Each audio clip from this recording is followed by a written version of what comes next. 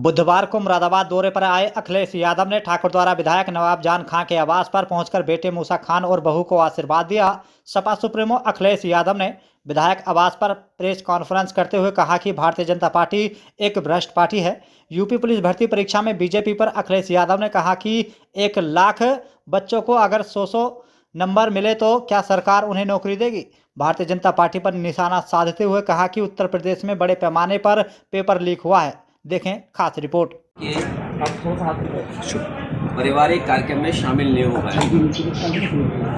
इसलिए आज मैं उनको और उनके परिवार के लोगों को बधाई और मुबारकबाद देने आया था।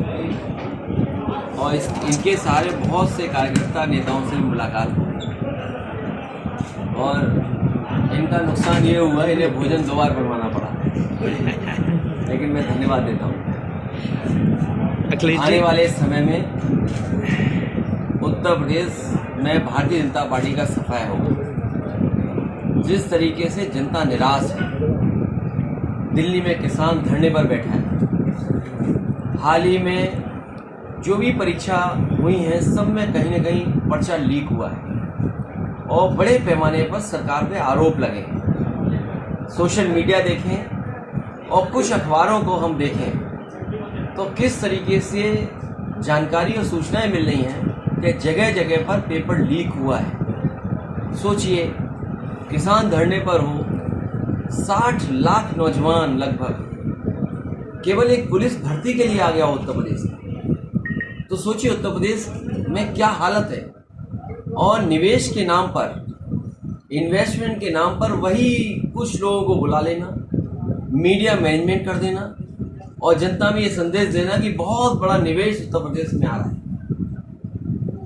निवेश के कार्यक्रम में जहां प्रधानमंत्री आए, मुख्यमंत्री हों, देश के मंत्री हों और ये भरोसा दिलाएं कि निवेश उत्तर प्रदेश में आ रहा है, तो कम से कम अब आप 7 साल बाद सरकार को बताना चाहिए कि उनके निवेश के आने से इतने नौजवानों को रोजगार और नौकरी मिली है और इतने रुपए का निवेश जमीन पर पहुंच चुका है। लगातार सरकार झूठ बोल रही है और जो चंडीगढ़ में हुआ है, ऐसे बोर्ड की लूट कहीं नहीं देखी होगी, जहां सुप्रीम कोर्ट के भी माननीय सुप्रीम कोर्ट से जो संदेश आया है, जो जिस तरह से बातें हम और आपने देखी और सुनी है, सोचिए क्या ये चुनाव हो रहा है? क्या भारतीय जनता पार्टी वोट को नहीं लूट रही है? ये भारतीय जनता पार्टी दल नहीं है, एक गैंग टाइप बन करके काम कर रहा है। और समय समय पे हम लोगों ने देखा है कि भारतीय जनता पार्टी दल नहीं है, ग्रोह है और कोई भी काम करा सकते हैं। जब एक अधिकारी से वोटों में हेर फेर हो सकती है, खुलेआम सीसीटीवी पे देखा। मैं बधाई देना चाहता हूं सुप्रीम कोर्ट को, जिसकी वजह से कम जनता के सामने सच्चाई आई है। और बधाई उन लोगों को भी दूंगा जिन लोगों ने आखिरी वक्त तक वो लड़ाई लड़ी। अगर वो निराश हो जाते, चाहे वो आप दल हो, कांग्रेस हो या और दल हो, जिनकी लड़ाई की वजह से कम भारतीय जनता पार्टी का ये जो चेहरा है वो बाहर आ गया कि किस तरीके से दल नहीं, एक गिरोह के रूप में काम कर रहे हैं। अखिलेश जी, माहौल चल रहा है राहुल गांधी जी की यात्रा का, 2 जगह आप शामिल नहीं हो पाए, अंत भला तो सब भला, क्या समझा जाए? क्या माना जाए? आप समझदार हो? सर, गठबंधन होगा, सीट शेयरिंग को लेकर के विवाद छिड़ा हुआ है। कोई विवाद नहीं है, आपके सामने सब चीजें साफ हो जाएंगी। कांग्रेस इंचार्ज पांडे जी ने कहा है बीएसपी के लिए कि उनके लिए दरवाजा खुला है, कहीं आपने दरवाजा बंद तो नहीं कर दिया? इतनी पुरानी बातें बता रहे हो। मैंने आपसे क्या कहा? कितना अच्छा सवाल पूछा आपने। एक प्रत्याशी घोषित किया है गाजीपुर से, आप सब कुछ निकाल लो। आपकी पार्टी के अंत भला तो सब भला। समाजवादी पार्टी छोड़ने की बात करी है और वो कह रहे हैं कि पीडीए को जो है बर्बाद कर दिया है, पीडीए में कुछ नहीं है। अखिलेश, अच्छा, गठबंधन नहीं होता है तो आगे आपका नाम लेकर के निशाना साफ। कोई बात नहीं। हाँ, वही राजनीति में कई ऐसे मौके आते हैं, लेकिन समाजवादी पार्टी की कोशिश रहेगी कि लोगों को जोड़ना, लोगों को साथ लाना। अगर पार्टी में कहीं कुछ नहीं कभी दे पाए तो समय आने पर बहुत से लोगों को देने का काम पार्टी करेगी। गठबंधन नहीं हुआ अखिलेश जी, तो क्या किसान दिल्ली कूच के इंडिया का क्या असर रहेगा? इंडिया का असर क्या रहेगा? कांग्रेस से गठबंधन नहीं हो पाया। ये क्यों सोचते हो आप? मैं कह रहा हूँ पत्रकार साथी, क्या बात मैंने कही उसी में से सब कुछ निकाल लो और 2 घंटे बाद सब पता लग जाएगा। जहां कांग्रेस अपनी सीटें मांग रही थी वहां तो आपने घोषणा कर दी कई जगह।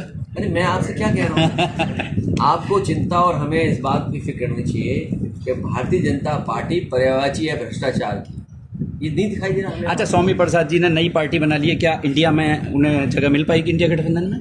देखिए, इंडिया गठबंधन बहुत आगे बढ़ चुका है।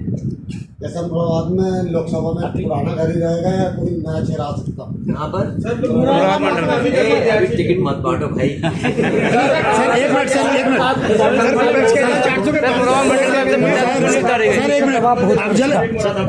अरे तो अभी धीरे धीरे अच्छा चलने दो। अगले जी, धर्मेंद्र की जगह शिवपाल जी को कैसे उतार दिया है? धर्मेंद्र जी की जगह शिवपाल जी को। धर्मेंद्र भी लड़ेंगे, वो धर्मेंद्र भी लड़ेंगे, चाचा भी लड़ेंगे। मौर्य कह रही है पहले चाचा भतीजा भागा, अब चाचा भागेंगे। देखिए, ये उत्तराखंड में एक्सपेरिमेंट कर रही है बीजेपी, ये और बीजेपी नफरत का भी पर्यायवाची है, भ्रष्टाचार का तो है ही है। और जिस तरीके से पर्दाफाश हो रहा है तो आप समझ लीजिए कि कितने कमजोर हैं वो लोग। आपका सीट का क्या अंदाजा है? किसान आंदोलन पे हो, नौजवान बेरोजगार घूम रहा हो, नौकरी के लिए जो परीक्षाएं हो रही सब लीक हो रही हो, उनके पास क्या रास्ता है? इसीलिए ध्यान हटाने के लिए सरकार जानबूझ करके इस तरह के कानून या इस तरह के फैसले ले रही है।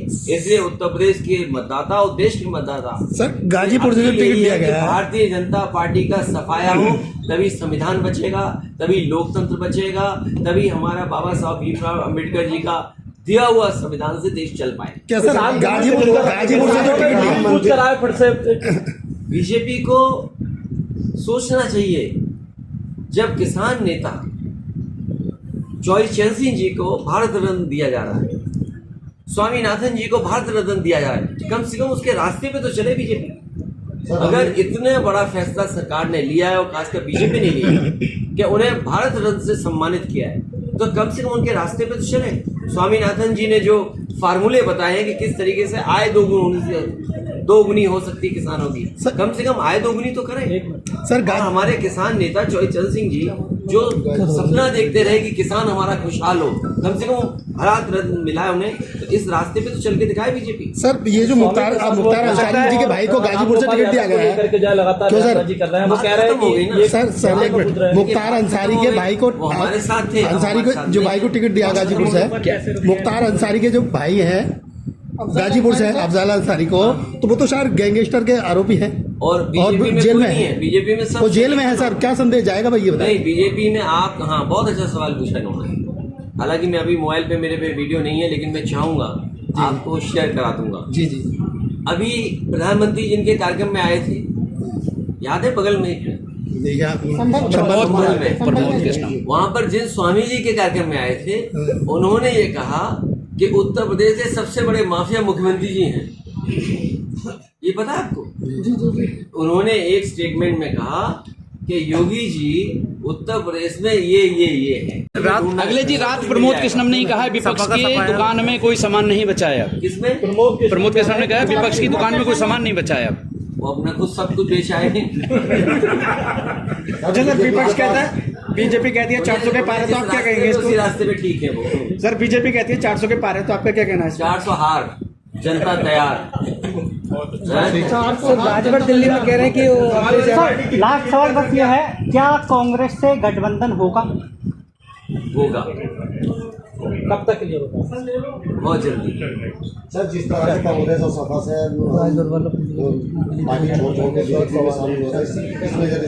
ये सब वापस आ जाएंगे और वो नहीं आएंगे तो उनके खिलाफ वाले सब वापस आ जाएंगे। इतना तो राजनीति आप ही समझते हो। सर, बीजेपी पर राम मंदिर का मुद्दा था, इसके बाद आप क्या मुद्दा लेके चले? आप ये वो बच्चे कहाँ हैं बेरोजगार, वो जो अभी देखे ज्ञापन देखे बुलाए, अभी मुझे ज्ञापन देखे गए। सोचिए क्या बनाएगी 2024 में?